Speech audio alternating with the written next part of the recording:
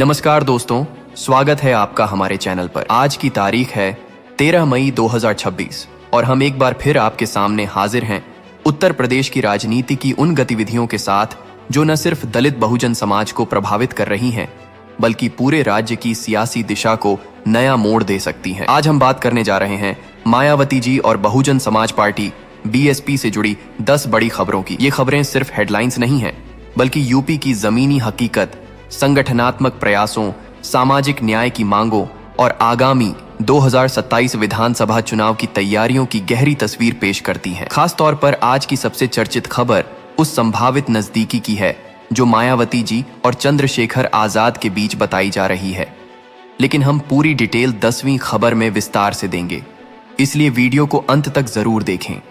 अगर आप मायावती जी, बीएसपी और बहुजन राजनीति की हर सच्ची और गहन खबर सबसे पहले जानना चाहते हैं तो अभी चैनल को सब्सक्राइब कर लीजिए और बेल आइकन दबाना न भूलें।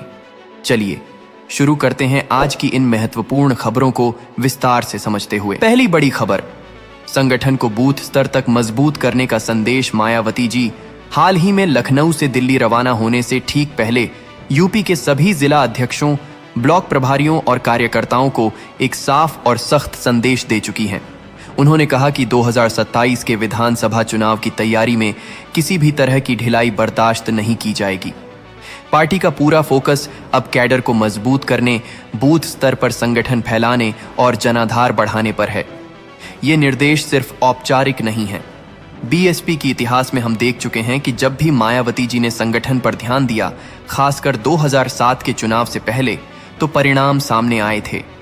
आज यूपी में बीएसपी पुरानी ताकत हासिल करने की कोशिश में है। दिल्ली दौरे के बाद राज्य की राजनीति में हलचल तेज हो गई है, क्योंकि विपक्षी दल जानते हैं कि बीएसपी अगर बूथ स्तर तक पहुंच गई तो समीकरण बदल सकते हैं। कार्यकर्ताओं को निर्देश दिया गया है कि हर गांव, हर मोहल्ले में संपर्क बढ़ाया जाए, पुराने कार्यकर्ताओं को फिर से सक्रिय किया जाए और नए युवा चेहरों को जिम्मेदारी दी जाए। ये रणनीति लंबे समय तक चलने वाले ग्राउंड वर्क पर आधारित है, न कि सिर्फ चुनावी मौसम की। दूसरी बड़ी खबर, महिलाओं के लिए 33% आरक्षण का समर्थन और सब कोटा की मांग। बीएसपी ने महिलाओं के लिए लोकसभा और विधानसभा में 33% आरक्षण का खुलकर समर्थन किया है। मायावती जी का कहना है कि महिलाओं को राजनीति में बराबरी का हक मिलना चाहिए, लेकिन ये आरक्षण सिर्फ ऊपरी वर्ग की महिलाओं तक सीमित नहीं रहना चाहिए। उन्होंने साफ मांग रखी है कि एससी, एसटी और ओबीसी महिलाओं के लिए अलग से सब कोटा होना चाहिए, ताकि वाकई वंचित तबके को फायदा पहुंचे। ये बयान सामाजिक न्याय की राजनीति का हिस्सा माना जा रहा है। बहुजन समाज में महिलाओं की भागीदारी बढ़ाने का ये प्रयास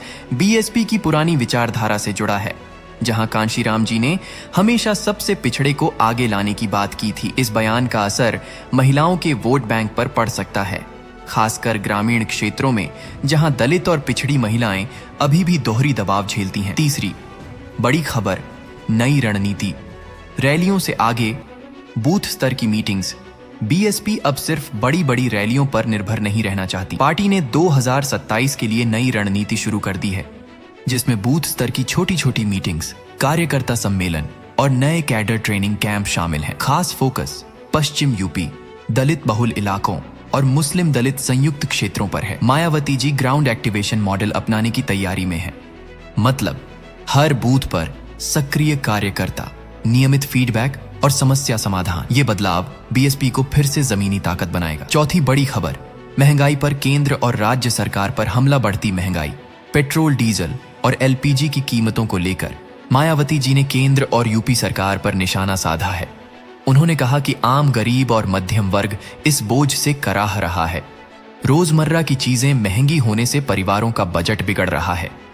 बीएसपी ने सरकार से तुरंत राहत देने की मांग की है। ये आलोचना सिर्फ राजनीतिक नहीं बल्कि जन केंद्रित है। बहुजन समाज का बड़ा हिस्सा आर्थिक तंगी झेल रहा है और बीएसपी इसे अपने एजेंडे का केंद्र बना रही है।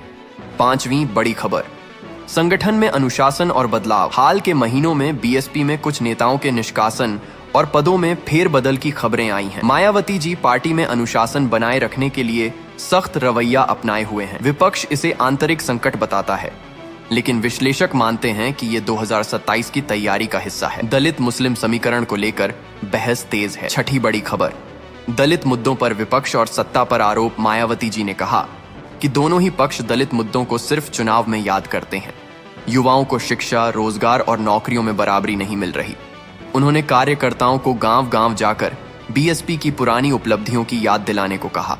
ये दलित वोटरों को एकजुट करने की कोशिश है। 7वीं बड़ी खबर, अन्य राज्यों में विस्तार और डिजिटल कैंपेन। राष्ट्रीय समन्वयकों की बैठक में यूपी के अलावा एमपी, राजस्थान, हरियाणा में संगठन विस्तार पर चर्चा हुई। सोशल मीडिया टीम को मजबूत करने के निर्देश दिए गए हैं ताकि युवा वोटरों तक पहुंच बने। बीएसपी डिजिटल युग की चुनौतियों का सामना करने की तैयारी में है। 8वीं बड़ी खबर, नई सूचियां और जमीनी फेरबदल। कई जिलों में सेक्टर और बूथ प्रभारियों की नई लिस्ट जारी की गई है। पूर्वांचल और बुंदेलखंड में गतिविधियां बढ़ी हैं।